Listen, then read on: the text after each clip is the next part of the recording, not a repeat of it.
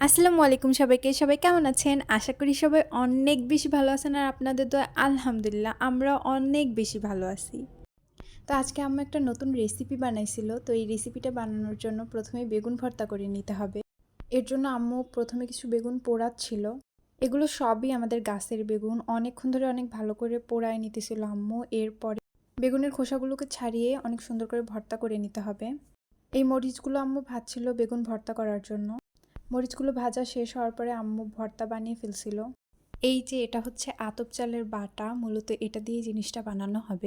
তো একটা গরম তাওয়াতে আম্মু প্রথমে আতপ চালের বাটাটা দিয়ে দিয়েছিল। এরপর দোসার মতো করে অনেক সুন্দর করে গোল করে নিছিল।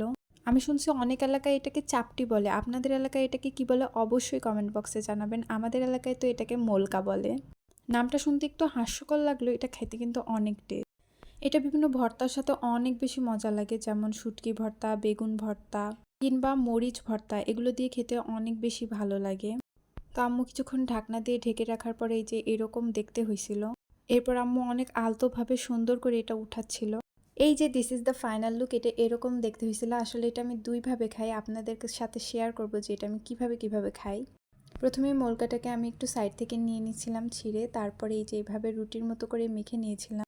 এরপর এটা খাইছিলাম। এটা খেতে এত পরিমাণে টেস্ট ছিল বলে বোঝানো যাবে না। তারপরে আমি খাচ্ছিলাম হচ্ছে ভর্তাটাকে পুরো মোলকায় অনেক সুন্দর করে মাখিয়ে নিয়েছিলাম। মাখিয়ে নেওয়ার পরে অনেকটা পাটিসাপটা বা রোল যাই বলেন আর কি, সেটার মতো করে ফোল্ড করে নিয়েছি। এরপর খাচ্ছিলাম। আপনারা যেভাবে ইচ্ছা সেভাবেই খেতে পারেন। আজকের ব্লগ এই পর্যন্তই। আপনারা সবাই অনেক বেশি ভালো থাকবেন আর আমাদের জন্য অনেক বেশি দোয়া করবেন।